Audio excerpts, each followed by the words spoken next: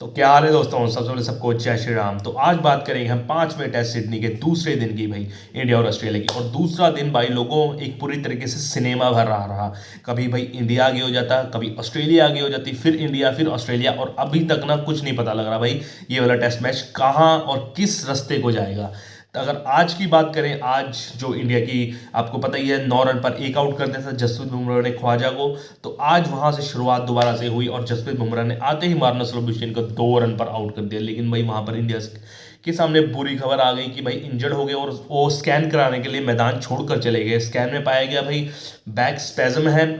तो बैटिंग करने तो वो आएंगे इंडिया के लिए, लेकिन भाई अब बॉलिंग करने पर सवाल है। अगर बॉलिंग करने नहीं आते तो आपकी जीत प्रतिशत है 15 से 20% कम हो जाती है, क्योंकि अकेले बुमराह भाई सब पर भारी हैं। सिर्फ बुमराह का नाम ही खौफ पैदा कर देता है ऑस्ट्रेलियाई टीम पर। लेकिन भाई आज बुमराह ना होने से थोड़ी बहुत मोटिवेशन भी मिली मेरे ख्याल से, जिसकी वजह से भाई आज परफॉर्मेंस सभी की सभी बढ़िया रही। आप सिराज देखो, सेकंड फिडल खेलते थे, लेकिन आज सबसे आगे सिराज रहे, बहुत बढ़िया बॉलिंग करी। इवन नीतीश कुमार रेड्डी ने भी 2 बल्लेबाजों को आउट किया और अहम पैट कमिंस का विकेट लिया भाई, जो एंड में आकर जिन्हों जीत के पार ला देता है। अगर बॉलिंग परफॉर्मेंस की बात करें, टॉप नॉच रही भाई। फिर टॉप नॉच रही उसकी सिराज ने 3 आउट किए।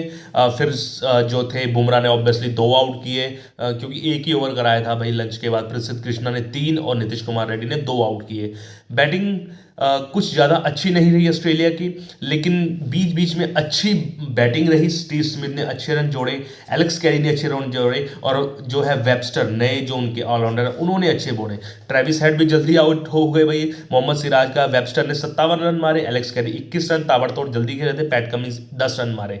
तो एंड में आते आते भाई 181 पर ऑल आउट हो गए भाई, 4 रन कम, और इंडिया को 4 रन की लीड मिल गई। लेकिन जब इंडिया बैटिंग करने आई ना, तो जैसे शुरुआत यशस्वी ने करवाई थी, सोचा था मैंने कि भाई आज ही टारगेट दे देंगे तगड़ा खासा। लेकिन भाई आज काफ़ी निराश किया बैट्समैन ने। स्पेशली विराट कोहली की बात मैं करूंगा, आपको बाद में करूंगा, पहले यशस्वी जायसवाल। और पहले ही ओवर में यशस्वी जायसवाल ने भाई स्टार को 4 चौके मारकर अपना यशस्वी यश दिखा दिया था। और ठीक खेला भाई यशस्वी जायसवाल, अपने लिए नहीं खेला, वो अपनी टीम को आगे रख कर खेला। 22 रन मारे ताबड़तोड़ मात्र 35 गेंद में, जिसमें 4 चौके शामिल थे मिचेल स्टार्क के पहले ही ओवर में। वहीं से मोमेंटम इंडिया का बन गया था। लेकिन भाई फिर बोलैंड ने जो 4 विकेट जल्दीबाजी में सब चटकाए ना, मजा ही आ गया भाई। बोलैंड हेजलवुड से भी खतरनाक लग रहा है। वो ऐसा बॉलर है, आपके माइंड को, बैट्समैन के माइंड को पहले ही पढ़ लेता है कि मैं आपको कैसी बॉल कराऊंगा और कहां आप आउट हो गए। इसका एग्जांपल भाई यशस्वी जायसवाल थे। तो बहुत बड़ी ब्यूटी मारी उन्होंने, ऐसे करके ना, ऐसे करके बाहर निकल गई बॉल, और वहीं पर वो 22 रन पर शिकार हो गए। वो मेरे ख्याल से टर्निंग मोमेंट था। केएल राहुल का दोबारा से एक फेलुअर है, 13 रन बनाए। यशस्वी जायसवाल ने 22 रन बनाकर आउट हुए। पार्टनरशिप अच्छी हुई दोनों की, मेरे ख्याल से 46 रन की हुई। लेकिन फिर उसके बाद कोई भी नहीं जमा भाई सिवाय ऋषभ पंत को। अगर बात करें केएल राहुल की, तो 13 रन पर मैंने बता ही दिया।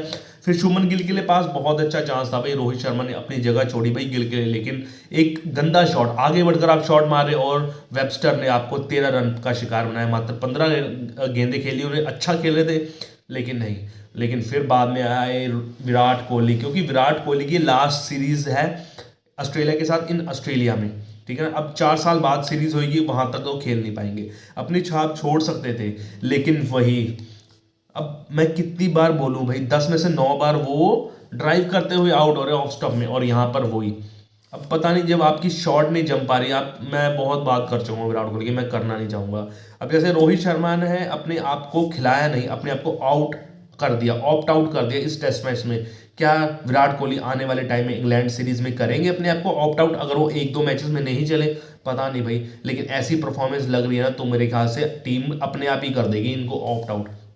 आज भी देख लिए, पहली बॉल में अच्छा चौका मारा था, लेकिन फिर बाद में वही पुरानी इनकी गलतियां, इनकी ईगो इनके सामने आ जाती है। वही फ्रंट फुट में आप शॉट मार रहे हो भाई, फ्रंट फुट रहने दो, आप नहीं शॉट खेल रहा लग रहा तो आप ना मारो, आप बैक फुट से शॉट मारो, बैक फुट से आपको ज़्यादा टाइम मिल जाएगा, आप सभी शॉट खेल सकते हो, पंच वगैरह मार सकते हो। लेकिन नहीं, शिकार हुए भाई, वो बॉलर का शिकार हुए, मात्र 6 रन पर आउट हो गए। वो तो शुक्र हुआ भाई ऋषभ पंत का, क्या ताबड़तोड़ इनिंग्स खेली बंदे ने पहली इनिंग्स में 40 रन भी बनाए थे। और क्या डिफरेंस लगा उसका 3 टेस्ट मैच और यहाँ पर, कि वो कैलकुलेटेड रिस्क के साथ कह रहे थे, अंधा रिस्क नहीं ले रहे थे वो, जैसे इन्होंने मेलबर्न में लिया था ना, अंधा रिस्क, ऊपर मार रहे थे वो हर बॉल को, और सेम गलती यहाँ पर नहीं करी भाई शुकर। और ऋषभ पंत ने क्या तारे दिखाए, गौतम गंभीर ने भी लाइसेंस दे दिया था भाई अब तू मार ले, अगर तू डिफेंस करेगा यहाँ पर आउट होगा, लेकिन शॉट कैलकुलेटर रिस्क लेकर ही खरीदना, खरीदना बोलो खेलना। एक भी शॉट उन्होंने आड़ा तिरछा नहीं मारा, एक आड़ा तिरछा मारा लेकिन वो चलता है भाई।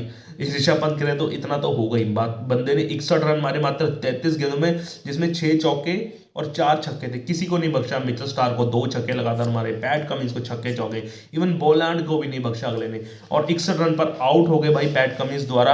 अब वो आउट होना एक तरह से टर्निंग पॉइंट था, अगर वो आउट ना होते ना तो इंडिया के आज सीधे से बताऊं मैं 200 रन बन जाते जिस तरह से वो खेल रहे थे। उनका साथ भाई रविंद्र जडेजा ने दिया, 8 रन पर खेल रहे हैं, लेकिन लास्ट में आते थे भाई नीतीश कुमार रेड्डी बहुत गलत आउट हो गए। एक चौका भी मारा था उन्होंने, लेकिन वो कवर के ऊपर से मारना चाहते थे और बल्ले का निचला किनारा लगा, तो उम्मीद उन्होंने थोड़ी सी और कम कर दी भाई। यहाँ पर इंडिया ड्राइविंग सीट में थी अगर नीतीश कुमार रेड्डी नॉट आउट जाते, लेकिन फिर वो आउट हुए, फिर वाशिंगटन सुंदर आए, दोनों के बीच पार्टनरशिप ठीक ठाक लग रही है।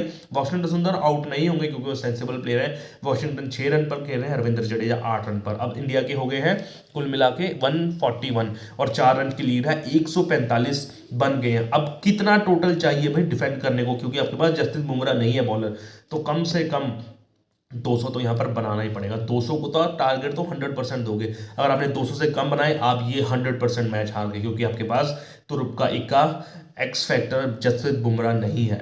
अगर आपने 225 236 बनाए फिर कुछ हो सकता है, लेकिन आपने अगर 200 से 1 रन भी कम बनाए ना तो साइकोलॉजिकल फैक्टर आपको मार देगा यहाँ पर। तो आपको कल जो है अब 55 रन और मारने हैं भाई, थोड़ा सा 200 से ऊपर मार दो, 225 230 का टारगेट दे दो, तो आपकी विनिंग परसेंटेज 80% हो जाएगी, क्योंकि भाई ये पिच के अंदर नमी है और बॉलरों को बहुत साथ दे रही है।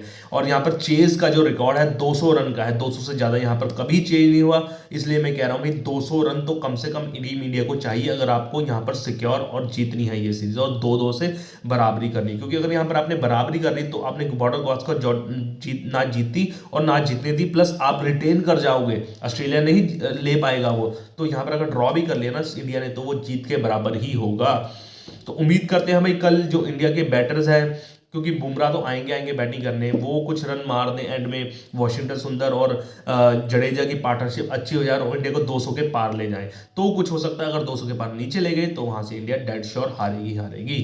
तो ऐसी ही जानकारी जानने के लिए मेरे चैनल को लाइक शेयर सब्सक्राइब कीजिए। जय श्री राम। Okay bye.